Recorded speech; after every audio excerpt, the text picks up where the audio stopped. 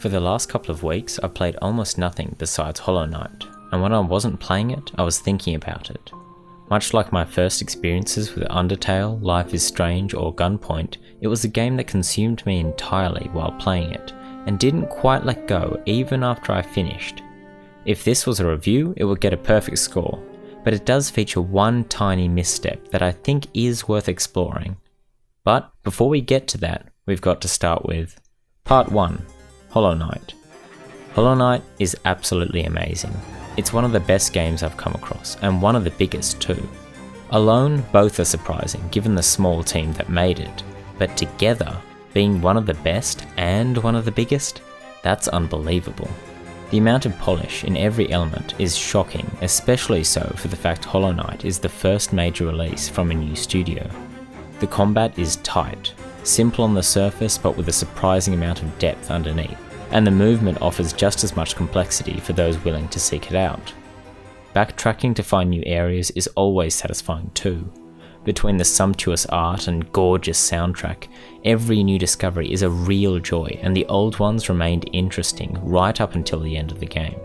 I've spent hours aimlessly wandering the dark caverns and gothic architecture of Hallownest, and I'm keen to get back to doing just that after posting this video. Its map is so huge and so full of enemies and secrets that it's both easy and a pleasure to feel lost in the world of Hollow Knight. This is what I've always wanted from a Metroidvania.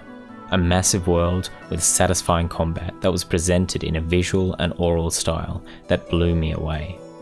There was one element that took me by surprise though. Reviews had left me certain I was in for a huge map, beautiful visuals, lovely music, and satisfying combat.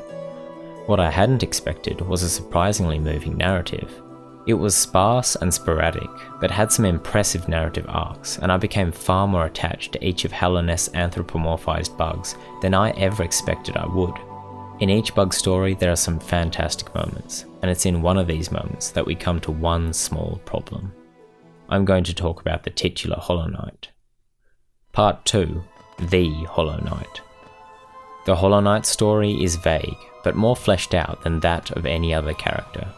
Slowly, we learn it had some major significance, played some major role, and made some major sacrifice.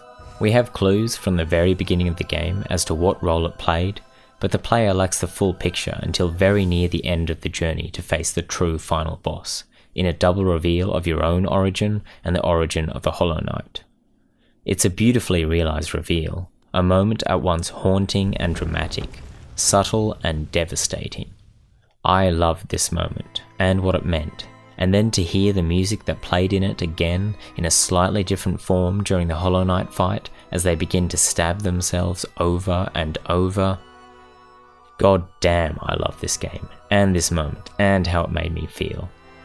If the game ended there or shortly afterwards, it would have been basically perfect. Whether the knight was trying to end its life or destroy the playable character using the infection it contained is unclear, but the tragedy of the scene is surprisingly powerful, and the way it has been rendered, quite stunning. The whole game was filled with tragedies and melancholy obscured by time or distance, and for the game to end on this particular small tragedy would have been a great fit. But it doesn't end there. After a short stretch of gameplay in which the Hollow Knight continues to stab itself and the music swells, Hornet lends a hand, holding the Hollow Knight down so you can fight the true final boss, the Radiance. My issue isn't with the Radiance, nor the fight itself, but rather that there is no checkpoint between the fight with the Hollow Knight and the fight with the Radiance. Now, I think I understand why Team Cherry chose not to have such a checkpoint.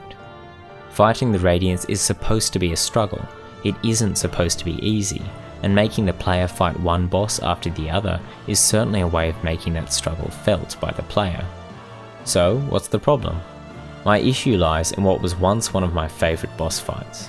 After the first time I saw the Hollow Knight stab itself repeatedly, after the first time seeing Hornet zip into the temple to pin it down, I was excited yet again by a game that had already provided plenty of incredible moments.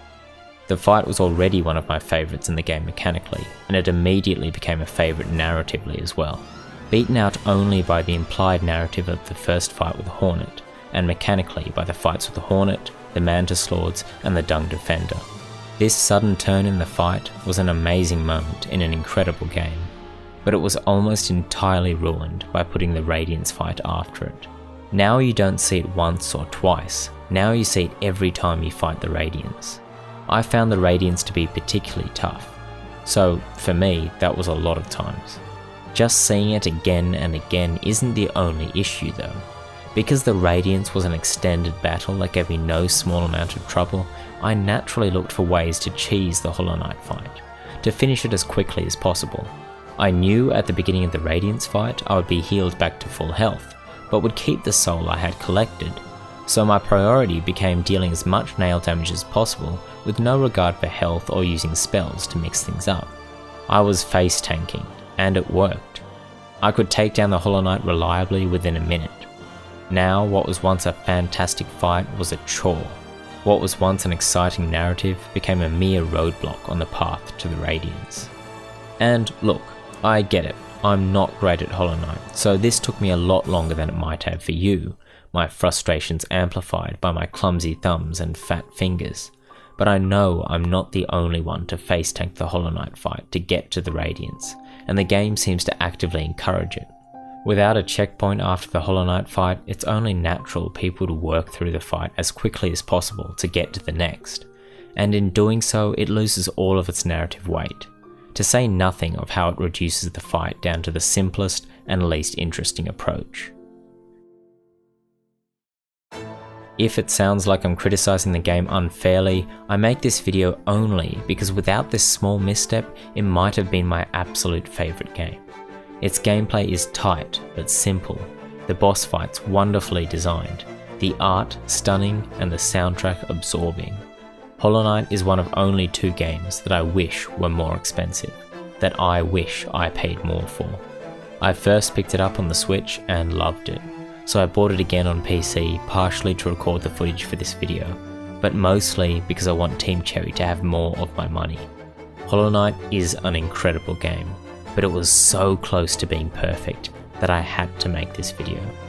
So it's not out of disappointment I make this video, nor frustration, nor sadness, but out of love.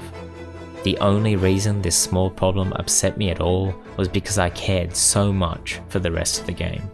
I love Hollow Knight, a love that is in no way diminished by this small issue, and in a sense this small criticism is the highest praise I can offer.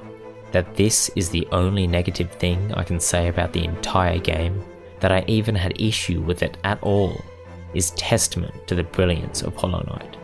And that's the note I want to end on.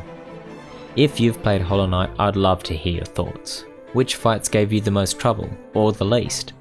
Do you love it as much as I do? Let me know in the comments below. Cheers, have a good one.